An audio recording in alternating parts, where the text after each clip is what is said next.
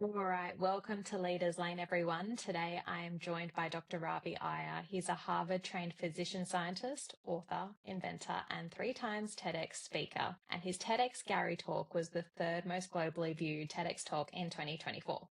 He's had a 42-year career in medicine and science and leadership and is in the top doctors of America. Today, we're going to talk about the 3 pillars of high performance and the neuroscience of laser focus so that you can put this into your everyday life and business. So, Dr. Ravi, thank you so much for joining me. Hi, Monica. Thank you for having me. It's a pleasure being here. Likewise. So, I know a little bit about your backstory and how you got to where you are, but I'm sure our listeners would love to know, how did your leadership journey begin? I'm what I call the unintentional or accidental leader. I didn't really plan on being a leadership person. I started by first uh, following my passion for understanding what makes life work. As a growing up in India, I was always fascinated by what makes life work and how do you help it work when it doesn't work? And that led me into the field of biology and medicine. As I went down the path, I recognized that I had an instinctive ability to not only understand the biology of life, but also the psychology of life and the how. So I could be with a patient and I could understand the disease process, but I could also understand how the disease process was being part of his lived experience. Mm. So most physicians, they tend to understand the disease process fully, and their entire focus is only about the disease process, and only peripherally do they engage with the impact the disease process has on the lived experience of the person. My natural instinct was more that the disease process was a byproduct of the lived experience, and I was more interested in how do I make the person actually transcend the disease process. So sometimes he would transcend it because I would intervene in the disease process and make the disease go away. Or sometimes I would intervene in the disease process and reduce its impact. But the in a third situation, I would find myself completely helpless with the disease process. I simply would not be able to make it go away, neither would I be able to reduce its impact. So then I would actually help the person transcend its impact on his lived experience. So once I found that I had this unique skill about helping people in 3 different modalities and adjust according to the situation, I found my career as a physician accelerating very fast because there were very, very few physicians who could span that entire gamut like the way I did. And people started, the word started passing around and said, go to Dr. Ryan, go to him. He'll help you. He'll do something. He'll find out something for you. So, so what I under and that process. So I started with that. Along the way, I acquired the skills of research, but I used the research technique and research knowledge to understand the disease process better and better so that I could use it in any one of these 3 situations, either cancel the disease process or mitigate its effect or transcend it. So from research, when I went back into clinical medicine, I had no problem going back into clinical medicine. I was not hung up that I was giving up research because research for me was only a means to equip me with tools and knowledge to do this primary work, the work of helping people live life, helping life work when it doesn't work. So when that happened along the way, my career moved me to the point where I became chairman of the Department of Medicine, and that put me in a leadership role of the entire department. And at that time, the hospital was undergoing a transition in the US. They were transiting from paper chart to electronic record. And I led the task force for getting all the physicians motivated to giving up their old habit of documenting their encounters in paper and learning a completely new technique of actually interacting with the computer and documenting on the computer. So in that process, I learned how to learn the people skills of getting people buy in, work with their internal fears, understand what was the blocks, and all of those added to my repertoire of skills and techniques in getting people to transcend the circumstances of their life. The issue of whether you work with a paper chart or go with a computer record was just another circumstance, just like disease was a circumstance. Mhm. Then from there, I realized that leadership or teaching people to lead is no different than teaching people how to transcend a disease. It is a leadership is basically a bunch of people or a one person struggling to handle a set of circumstances such that they can productively manage their life, which is identical to a disease. So once I understood that, it became an easy transition. I to this day I continue. I see 25 to 30 patients in the morning, and then I go and I coach and I talk with people like you. I go around. It's easy for me and I don't. For me, there is um, no difficulty in the transition. I don't see it as a transition. I just see it as a continuous spectrum of engagement. Wow, that's so fascinating to me. Before we jump into the leadership side of things, I'm curious to understand. So, when it came to teaching people to transcend their disease, how did you figure that one out? And what was there, is there a process to that, or Yeah, what's the yeah. methodology? So the way everyone deals with their life is they deal with life from a standpoint where they consider themselves as XYZ entity, they have an identity, and then they see the circumstance as something external to that identity and they are interacting with it. All right. So there are two parties to this game, the identity and the circumstance. Now, this circumstance is actually not external, it's actually a concept within the person, but doesn't matter. It is still considered separate from the identity. When you cannot do anything about the circumstance, then the only entity that you can do anything with is the identity with which you are relating to the circumstance. So all you have to do is shift this identity. When you shift this identity, suddenly the way you relate to this changes. So one common identity that people have is they think that life happens to them and they have this story about it. They have this meaning, they have this judgment, they have an assessment, they have an interpretation, they have a relative value scale of good, bad, like, don't like, I hate this or I love this. So all of this forms their lived experience. But and people think that this story that is actually the real life, but it is not. This story that they have is entirely an internal construct. Mm. Because of what really happened was life was the environment interacting with their five senses. Like, for example, right now, what your lived experience is seeing me and talking to me.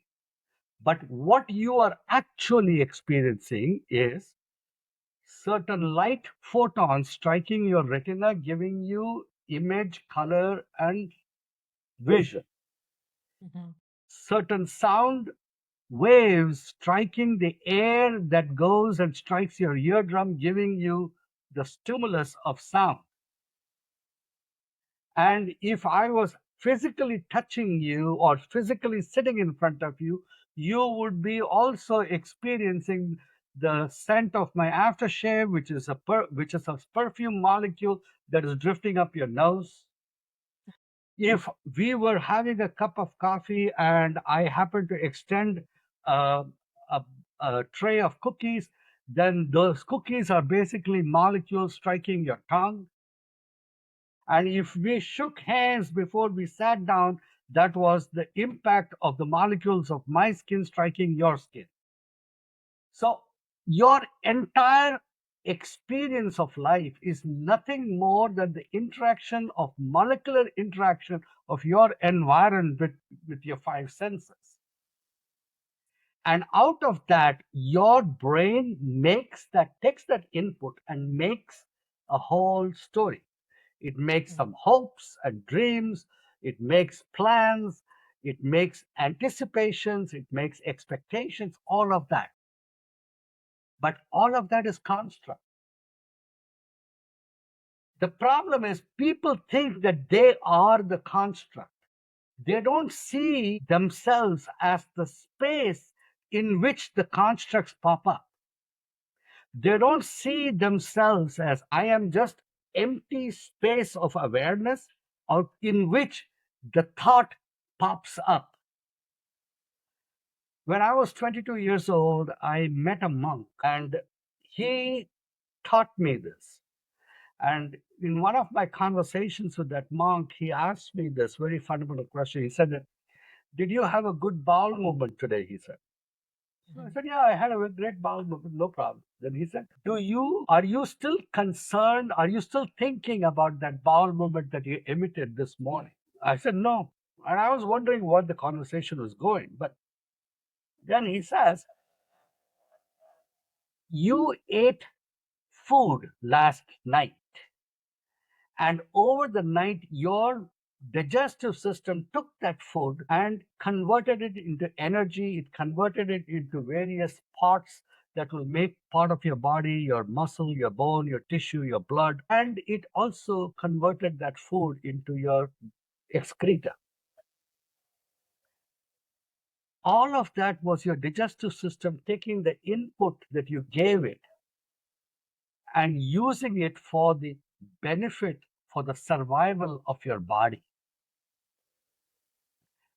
Like that, he said, your brain takes the input of your five senses and converts it into these constructs, these thoughts, these ideas, these interpretations. Red is an idea that you were taught when you were a kid. When you saw red and round, you were told that it was an apple. If nobody told you red and round was apple, you could have come up with some other name for it, or you may have just gone around calling it red and round. Mm-hmm. So all of those were constructs. They are not the same as the actual experience. He said, "You are the space in which these thoughts pop up, like excreta.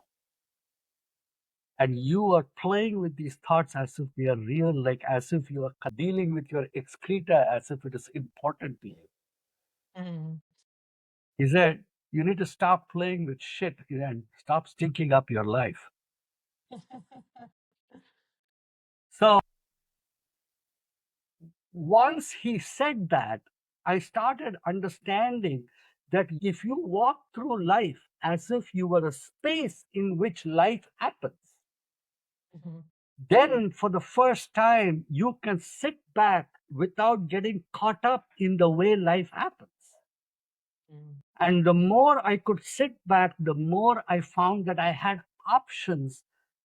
I started finding ways in which life, when it happens in a particular way, I could pick and choose which way I wanted to work with. And in that moment, I would transcend. If something happened that didn't work for me, I would just ignore it. I would treat it like excreta. That is focus. So, could you give our listeners an example of maybe from your own life where you have done that? So, something's popped up, you didn't particularly like it. What's the actual process for you? Do you just shift your attention and not focus on the thing that you're not wanting or enjoying in that moment? Or is So, it something else? Monica, do you go to a gym? I work out at home, yes. You work out. So you take time and you have a designated time and a designated space where you perform a set of exercises. Yes. And if you were never to perform those exercises, and if you never set aside time and space for doing that, would you possess physical fitness? No, not to the same degree. Exactly. So if people want to develop focus, they have to exercise it like a muscle. They have to set aside time and space. They have to initially, for somebody to come and ask me, how do you do it in a way that is so seamless? Well, right now I'm at the level of an Olympic athlete, and for me it is fluent in the way I work through my life, and it is as easy as breathing for me. Mm. It was never that easy all the time. And when I first started out, I had to set time and space and practice. Mm. But I can promise you that if you practice, you will become an Olympic athlete. So, for a person, when they are initially starting out, just like when you initially learn to write, you have to use a piece of paper, a teacher has to sit next to you, you need to have ruled lines, and then you have to painfully shape each letter according to a particular style. And then later on, or faster and faster, you become cursive. Then you learn print, you learn block, learn all of that. Then you finally throw away the ruled paper and you're working on blank paper. Mm-hmm. So the same here. You start with learning to observe without the narrative.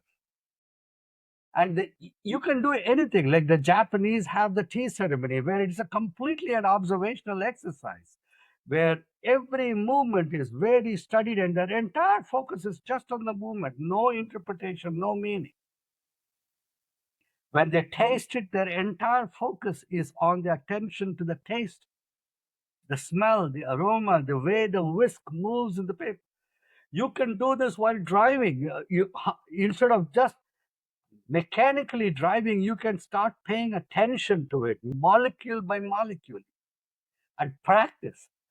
In this manner, your everyday activities, you can do anything. You can listen to music with 100% focus rather than being grabbed by the thoughts that arise, that are stimulated by the waves of sound.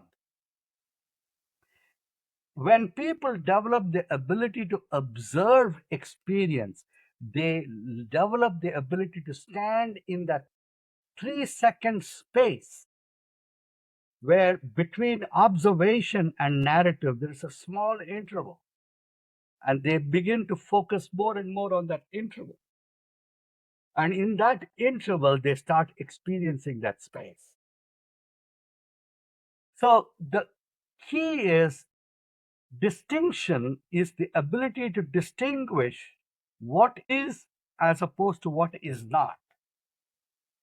Most people don't even know that there is a space because they have never distinguished it away from the noise of their internal chatter.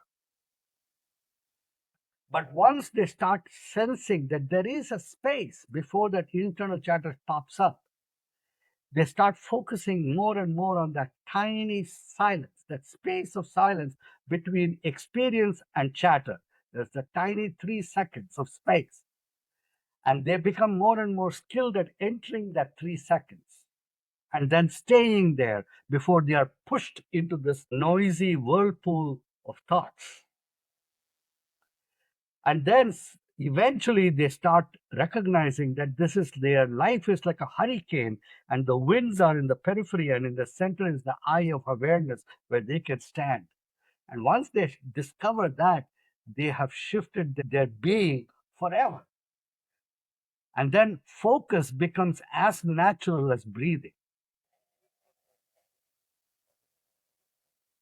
I love everything that you're saying. It's reminding me each morning I love starting my morning with quiet and a cup of coffee, and I just sit in silence and just, I guess, observe. I don't think, I just sit there and notice, if things pop up or not. But what I love about what you're saying, I feel like I'm hearing it at the next level, where in those moments, I can even slow it down further and observe like you were describing driving, even. I never even thought about it with driving, because it's so often you just jump in, you go, that sort of a thing. But slowing it down so that you're interacting with the steering wheel, you are observing what's in front of you. I just feel like slowing it down is then taking that space to the next level of expansion. Meditation is observation. Conscious, intentional observation is meditation, and the whole world can be your place of meditation. Anything you do can be intentional observation, and you can have the space of silence like a bubble that you carry with you through the day, through the chaos of the day. And you can have your own retreat wherever you wish, whenever you wish. And what happens is there are several things that will happen. Once you become skilled at it, this bubble is not something that is known only to you. It is actually something that you radiate. Because what will happen is when you walk into a room, you will carry this bubble of the space of silence around you. And people who come in proximity to you will unconsciously experience the space. And they will experience a little transient moments of stillness around you. And in those moments of stillness, they will experience clarity also. Mm. And when that happens, people will like being near close to you. They will like being with you. They will like being around you. When you speak, they will stop and listen, because the clarity that they experience around you allows your words to actually penetrate deep and become their inner voice. Mm. Communication becomes natural, instinctive, and powerful once you are in that space. Because people don't understand this, that communication begins with two people in communion. And communion is basically when each person is in that space, they are in communion. And when they're in communion, what happens is communication happens. And in communication, community is born. Community is not a bunch of bodies occupying the same space. Community is a bunch of hearts speaking the same speech. Mm. And that is the essence of true power, is to be able to communicate like this. It's so beautiful and so profound. And I love the part where you said, for someone that does practice focus or meditation or, space, taking time for space, how that impacts everyone else. And to me, that sounded like that's true leadership, because you're starting with yourself and then you're going out into the world. Yes. So, what a leader does is he creates a space where the rest of his tribe can experience an expansion of possibilities. That's what Caesar did for the Romans. That's what Genghis Khan did for his tribe. That's what Alexander did for the Greeks.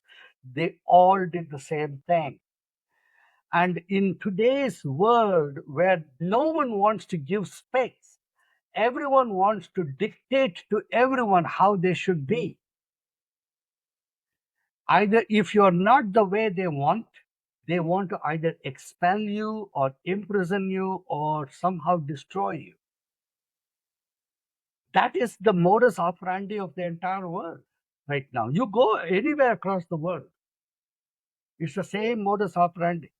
If you are not what they want you to be, and the only way you have to be is exactly like the way they are.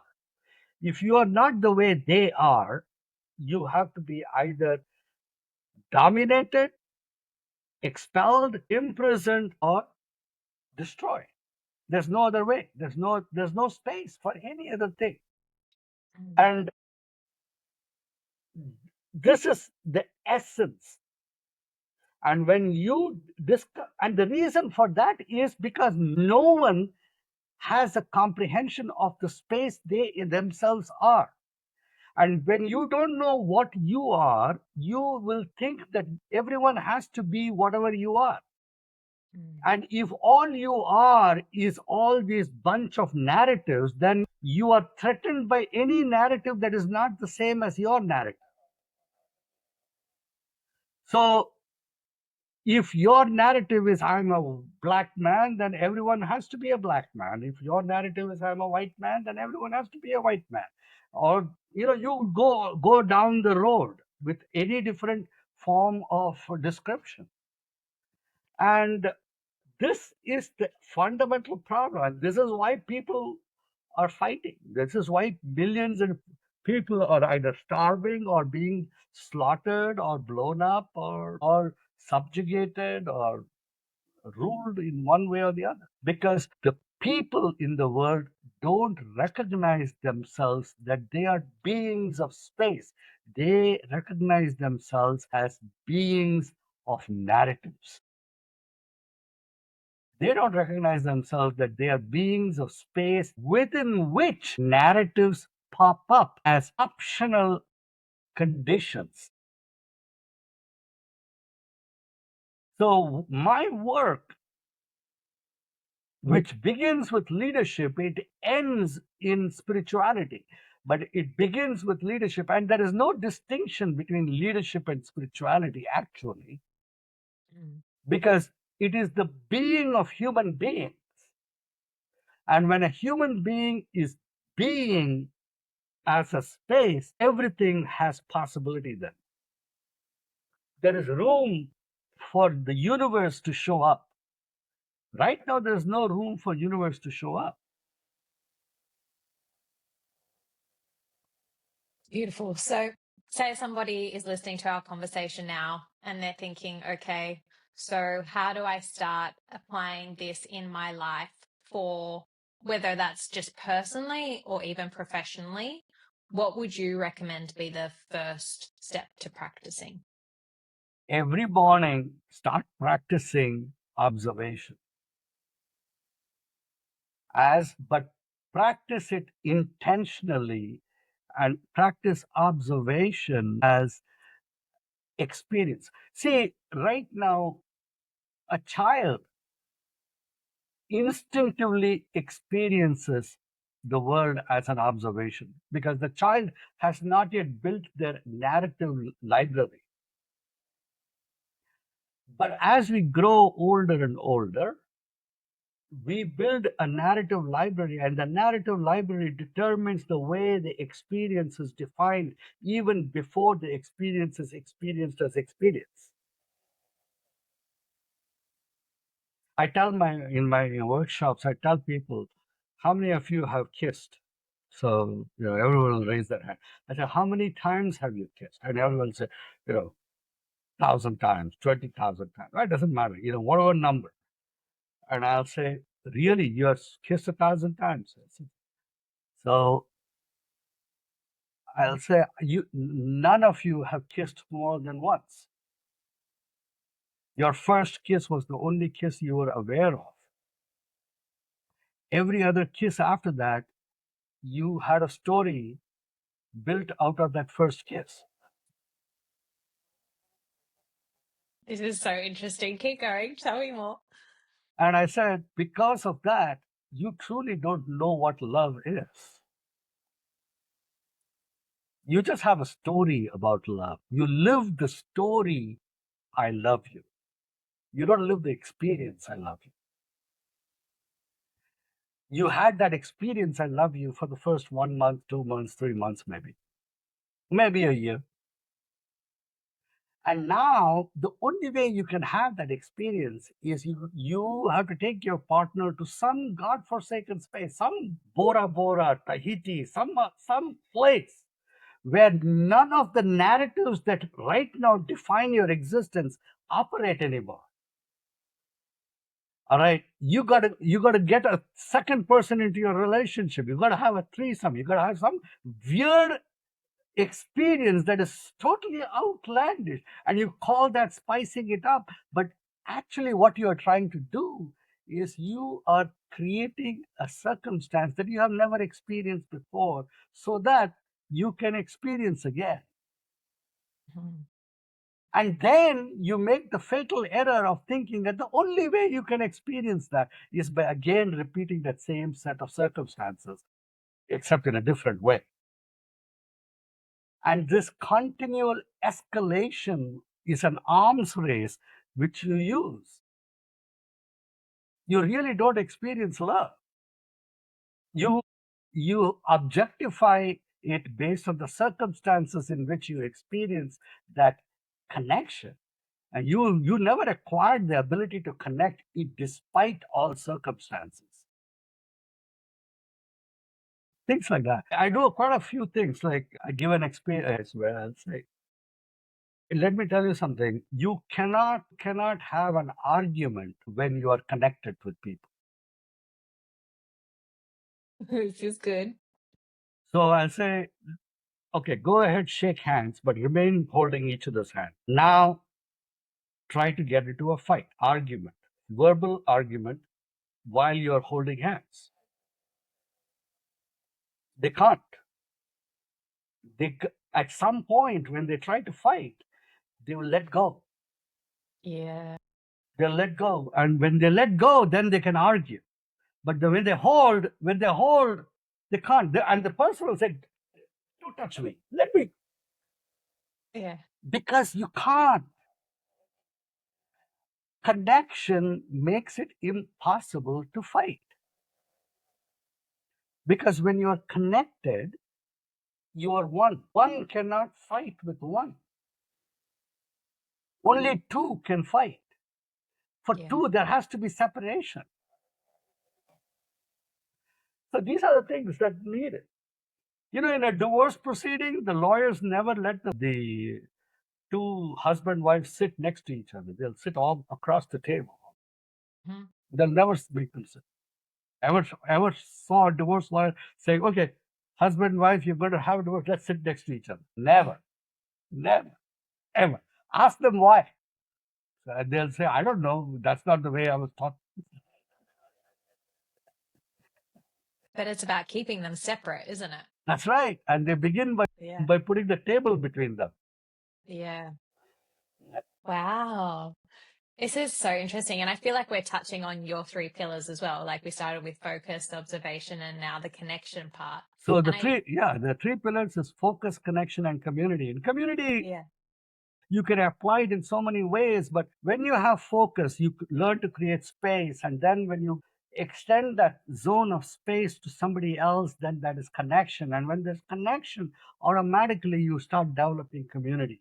And a community is basically a group of people all engaged in connection. And then you define that connection with a particular common narrative. That could be your company's mission statement, your team's mission statement, but that's a narrative. That's a narrative, but it's a commonly held narrative. It is not held by one person and imposed upon a. See, why, when you in high performance teams, what is required is you can't have leadership where you can have the leader, they say we got to get buy-in, but buy-in is nothing except this. Buy-in is the leader has to come in, create a space. Once you create a space, you get connection, and that connection is the connection first. The buy-in is first at the level of physicality. People have to buy in the level of their being. Once they have buy-in at the level of their being, then they will have buy-in in the level of their minds. People make a mistake by, oh, I'm going to have them buy in at their mind. No, they have to have buy in with the level of their being. And so, how would you, now we have so many virtual teams or remote teams and things like that. Do you feel the process is still the same? How does like a leader You do can't it have that a way? virtual team successfully integrated until they have met at least once. Once you have met once, then you can become virtual. And then periodically you have to meet. You can't be Yeah, 100% virtual from the beginning till the end. There is no buy-in. There is no connection. yeah. And I guess that really comes down to even, nowadays when we're meeting or networking online, it's all very virtual. And what I like about what you're saying is, even connect with that person just once. I've had the pleasure for, some of my guests who have been on the show that do live locally, I get a chance to meet them as well. And it's such a different experience. It's wonderful chatting Yeah, virtually, yeah. but then in person, there's a different energy. It's like that beingness shows up. So the reason for that is for virtual connection to work, Hmm. all the parties in the connection should be completely comfortable experiencing themselves as pure space. Since that is an extreme rarity and impossibility for the most part, since most people experience themselves as physically dimented bodies with, with shape, face, height, weight, and so on and so forth, they have to connect once at the physical level. Once they are connected at the physical level, then they can dissociate and interact virtually, but periodically they have to renew that connection at the physical level. So you can have a team that is constructed by physical meetings for a couple of meetings, 2 or 3 meetings, and then they separate, work virtually, but periodically once every month, once every 2 months, 3 months, they meet again and bond, and then they go back, and then they work virtually, and then they meet again and bond. And that's how you do it. No other way. Any other way will not work.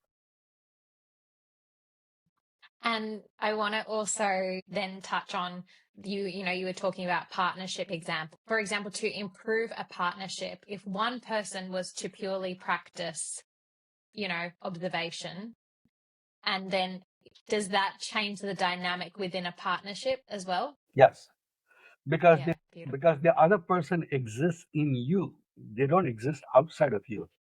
Yeah. I go ahead. But to make it work at that level, the person needs to be super skilled at entering that space. But once you become skilled like that, then yes, the other person does not have to do any work. Yeah. They will passively enter the space in your presence and they'll be I think connected.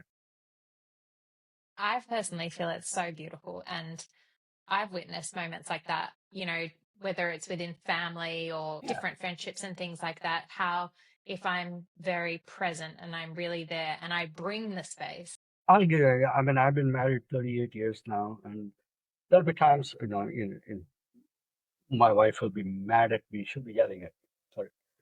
Sorry. So she's yelling at me, and I have done this as an experiment Hmm. where I have allowed myself to become completely affected and triggered by her yelling. So I'm upset with her and I'm explaining, I'm trying to defend, trying to justify, I'm trying to neutralize, but I'm trying to do all these things.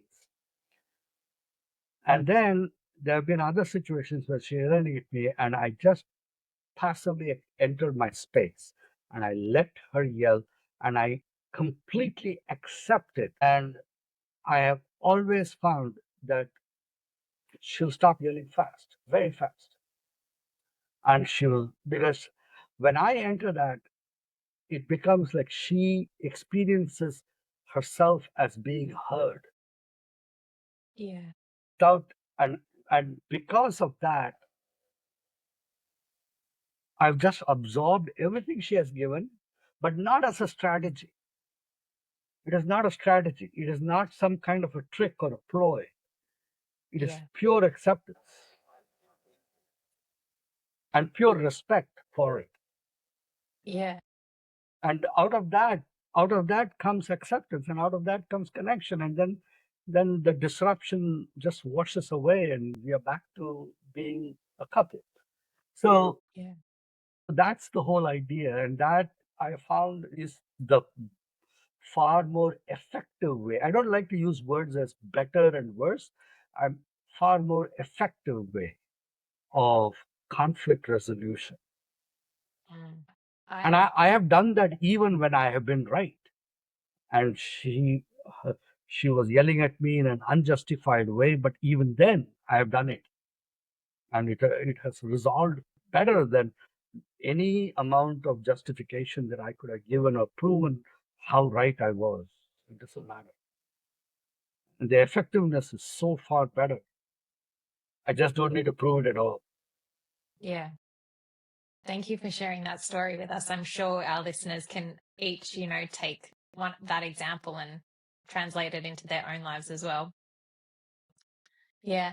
I want to also ask you, as we practice our observation, say we go through life, we build up all these narratives over time, and maybe certain narratives stick around.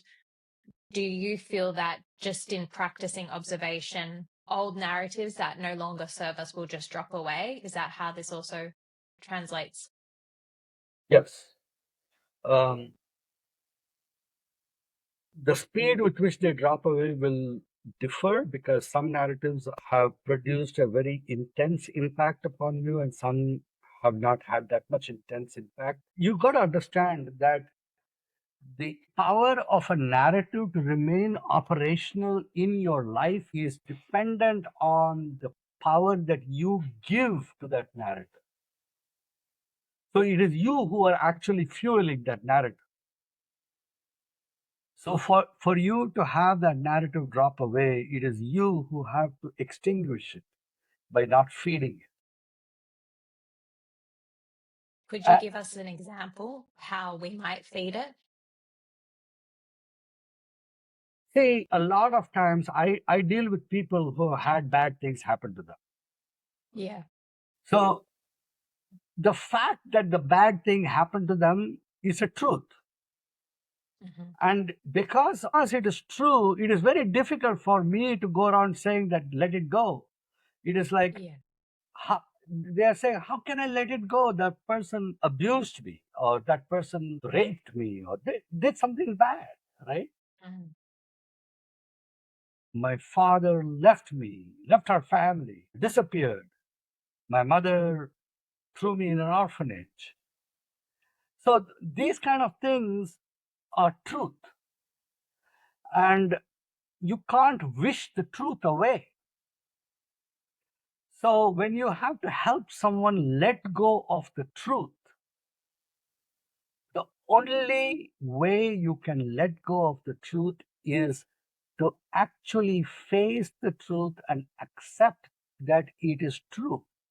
Because right now, the person who's telling me that my mother left me in an orphanage, my father abandoned me, is there's a small part that is resentful about that, and that resentful part is actually a statement: how dare she, or how dare he do that? Why did he do that? What did I do to deserve that? How could you do that to me? I am a good person. I don't see anything in me that justifies that. So these are all narratives. There is a narrative in them that says that you have to deserve bad things for bad things to happen. There's a narrative that says that good things happen because you earned it. There's another narrative that says that people who do bad things are bad. And there's a narrative that says that all good people go to heaven. And all these are the narratives that prevent you from healing. Yeah. Because as long as you hold these narratives as true, as absolute truth, then what happens is it is also absolutely true that you were abandoned and will forever be abandoned. Mm. For that truth to lose its power on you, you have to give up the power of all these other narratives, how bad they do it, how dare they do it. That you have to give up the narrative that being good is good. You have to give up the narrative that being bad is bad. You have to give up the narrative that good earns heaven and bad earns hell. Because I'm not saying whether that is true or not true. I'm saying that for it to be useful for your growth, it is useful to not hold those narratives as an absolute. Mm. I'm not interested in debating heaven or hell because I don't know whether they exist or don't exist. They are just a concept for me, right? Because when I go to sleep, the idea of heaven and hell disappears. Yeah. If because but I continue to exist when I'm sleeping, right? Yeah. Because when I get up from sleep, I say that I slept well. I have an experience of joy while sleeping. So that means there was a part of me that was there experiencing that pleasure of being free of narratives. There is because when I went to sleep, entered that space. I existed as pure space. I didn't exist as narrative. And there was a pleasure in that. There was a joy in that. There was a bliss in that. And I get up and I say, oh, I love. And we love that so much that we go to great pains. We turn off the light, we put the sound down, we make the bed soft, we turn the heat just right. We make everything conducive so that we can enter that space of no narrative. Yet in this life, we build all these narratives to justify all the things that happen to us. So if you want to help somebody to transcend, you have to help them to give up these narratives. And the easiest way is to give them the experience of themselves as pure space. Once you realize that you are pure space, then the narratives lose their grip. Instead of going around saying that this narrative is false, that narrative is false, give this up, give that up. It is, see, once you know something is trash, you don't hold on to analyzing it. Yeah. You just dump it. I think that's a powerful point too. Like the monk says, you stop dabbling in shit. Yeah, totally. Thank you so much for sharing that. You have such a brilliant mind, and I find you so fascinating to chat to. Our conversation is coming to a close, unfortunately. I feel like we could chat all day long, but I want to honor your time as well. Before I do my Leaders Lane sprint with you, I'd just like to say if someone is listening to you and they would be interested in working with you in some capacity, what's your favorite way to work with individuals? So, I mean, you can, why don't you just go to my website, www.D as in David, R as in Robert, IYER.com, and you can use the booking button or book a discovery call with me. And in that call, we can discuss what your requirements are, what is it that you want to accomplish. And then I can tell you, I can work out a schedule, tell you what it will cost and work with you. It's easy. I mean, like that's the easiest way and straightforward way. DRIYER.com. Or if you want me to come and work with your group, I can do that. So everything requires time, energy, and resources. If you put those three together, anything can be done. Beautiful. And I'll include all of your links in the show notes as well. So, as a signature sign off, I do my Leaders Lane sprint. It's just 4 quick fire questions. So are you ready? Yeah, sure. Okay. The first question is, what's one of the best experiences you've had in life?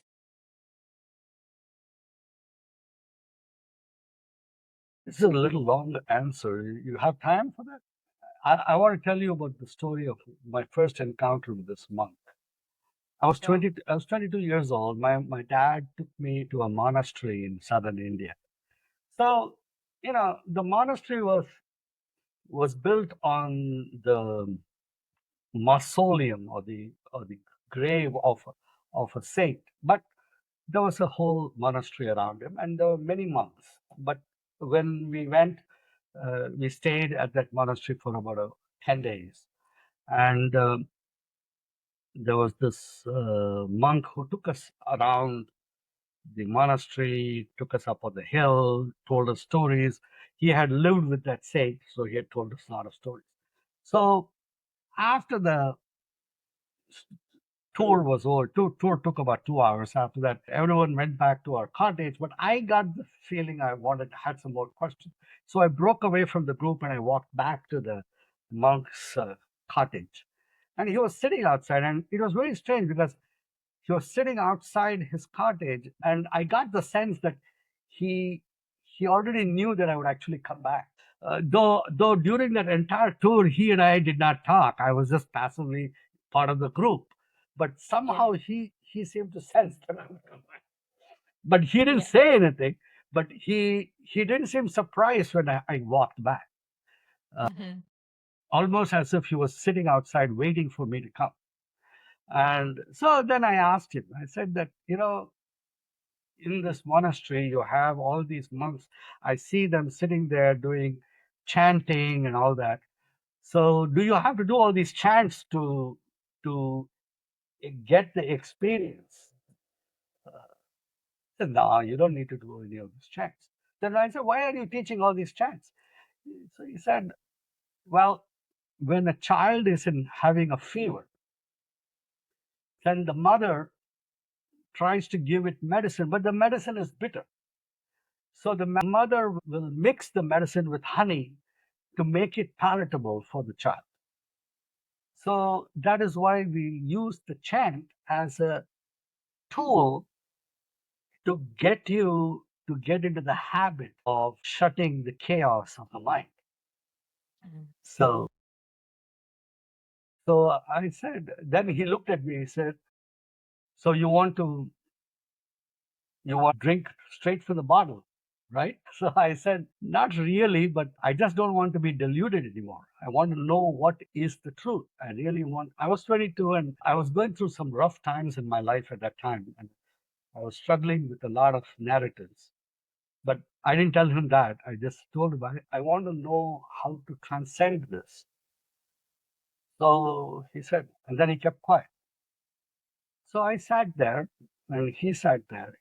The silence went on for 5 minutes, 10 minutes, 15, but almost 20 minutes we were just silent, not a single word. And I could hear the sound of the monkeys, the birds, all that. And I was respectful. For some reason, his ability to enter silence silenced everyone around me. Like so, for me, when I was sitting him and he went silent, I found myself being pushed into silence. And that was a strange experience. It was not like I was wanting to be silent, but when he went silent, that was my first experience of being in the presence of somebody who just went silent. And his silence was not a silence of the tongue. It was an inner silence. And then when he went in, I got pushed into that silence. And that was strange. For the first time I experienced that, I felt as if I was in the grip of some power. And then he said, do you see the statue of the saint inside the monastery? And there was a granite statue. I said, yeah. So I said, tell me what you see. So so I said, I see the statue of the saint and he's looking at me and it's very powerful. The grip of the eye, it looks very real, that statue. It's completely grabs my attention. I find myself unable to shift my attention away. So then he says, so you see the statue, but you don't see the stone. So I said, I don't understand. So he says, when you see the statue, you don't see the granite stone. So I said, yeah. So then I said, so the granite stone is what is real and the statue is unreal. So he said, no, you didn't get it. Then he said, when you see the stone, you don't see the stone dust particles, do you? And as he kept saying it, I felt myself being pushed deeper and deeper. Then went on and said, when you see the granite stone dust particles, you don't see the molecules and the atoms. And then he said, when you see the atoms, you don't see the space between the atoms. Then when you see space,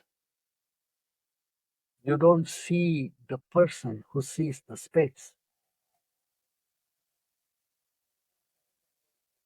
And then he says, you are the person who sees the space. So when I describe this, it is as if it's just words, but the experience of it was at each level when he was saying it, the power of his experience physically pushed me deeper and deeper. And I actually experienced a shutting down. It was like a camera lens shutting down the iris, shutting down, and he was focusing me deeper and deeper, deeper into my own being until I suddenly entered space. And then it was like he disappeared, I disappeared, everyone disappeared. I'm just standing there. There's nothing around me, and it's blank. I could not see my own body. And I was standing there, and I don't know how long we stood there, but for about almost 45 minutes, I was in that state. Then he moved. I only sensed him moving. I could sense his presence, but I couldn't see him. I could not see my own hand before me. But it is not blank, it was not dark, it was bright noonday sunlight. But it's but there was no distinction. It was all white light. And but I could sense him standing there, and I could sense myself being there, but I could not see any dimensions. And in that moment, he moved, and in that moment, everything started coalescing, and shape began to form, persons began to appear, trees began to happen, everything started happening. And in that moment, he said, then he looks at me and he says, do you see now? Wow. And I had no words. I just stood there silent because I could not. When I tried to speak, I could not speak. And so for those 10 days, every day in the afternoon, I would go to him, and he and I sometimes we would sit there silent. Sometimes he would teach me how to pay attention. And one of those conversations was this conversation about excreta, and and then he said, or that space, and everything you see, this body, my body, your body, the physical rock, the trees, the animals, the beings are all moving in that space that you are. You are pure space. And you have no beginning, no end. You have no existence other than space. And once you experience yourself as that, you can never again fall victim to the hypnosis of the world. And then you just walk through the world like a game, like it's a fun thing to do. That is a very profound experience to have. And thank you so much for sharing it. It's beautiful. Um, I think some people have had moments of that. Some people may have not. It's beautiful that 22, wasn't it? Yeah, I was 22. Yeah, Yeah. I and then I left that monastery from at that point, and then I started practicing it, and uh, my life never until then I was having all these struggles, but from that point onwards, my career and my life just skyrocketed. I moved from there. There was no because I could go through life as if it was a game, and I found that my only purpose in existence was to enable people to experience that space. And once they experience it once, they are free after that. I mean, they'll forget, they'll fall back, but they will never completely forget.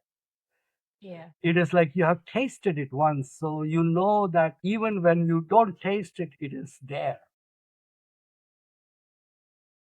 I mean, even in our conversation today, you've just reminded me how in the last couple of weeks I've been getting caught up in different narratives in my mind, and I'm like, go back to the stillness, like for me. And that's just all I needed to hear, you know what I mean? And it's exactly what you're describing. Yeah.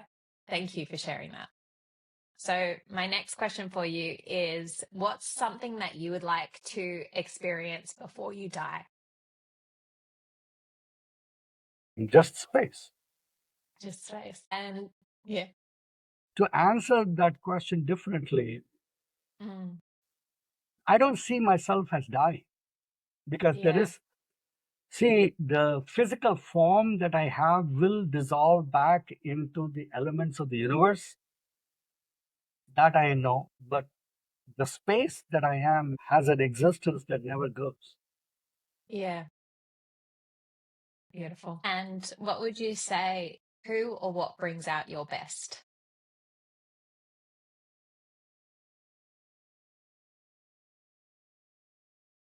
What is always that same space that Yeah. brings out the best? Who is my memory or my moments when I mentally uh, go back into that monastery or when I That's, physically go back? yeah. So nice. And my final question for you, what did you enjoy most about our conversation? The opportunity to share this space. That is what it is extremely valuable to me. It is a I'm privilege. so, yeah, I agree. And thank you for that because it is a privilege and I've really enjoyed it very much. And you've touched my day. And already I know today I'm going to move through the world differently. So I appreciate your beautiful wisdom and shares with me today. Thank you. And for our listeners, I hope you enjoyed this episode. I will include all the show notes for Dr. Iyer below. And thank you again, Dr. Iyer. It's been a true delight. I truly believe that when you know who you are and what you stand for, you'll know how to create a life and business with depth and impact. So let's start asking ourselves the better questions, the ones that lead us back to ourselves and allow us to become the leaders of whatever it is we love. If you're up for that, hit the follow button so you don't miss an episode. And if an episode impacts you in some way, please share it, because if something transforms you, imagine what it could do for someone else. Oh, and if you haven't already, please leave a review so I understand what you love about the show. And of course, so others can find us to hang out in the leaders lane. Thanks for being here. I'll catch you soon.